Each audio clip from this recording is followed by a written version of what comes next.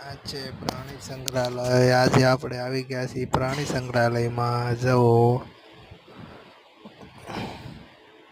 પ્રાણી સંગ્રહાલય છે. જો ખોટો સિંહ છે. 10-10 રૂપિયા ટિકિટ હતી ખાલી. પિંચુભાઈ, આ પિંચુભાઈ છે. જુઓ, પિંચુભાઈ હાણકા છે. જુઓ કેટલું મસ્ત છે બધું. રાજકોટનો પ્રાણી સંગ્રહાલય. જો મગર છે, સાપ છે, જો ઘોં છે. ચંદન ઘોં તમે નહીં જોયું હોય.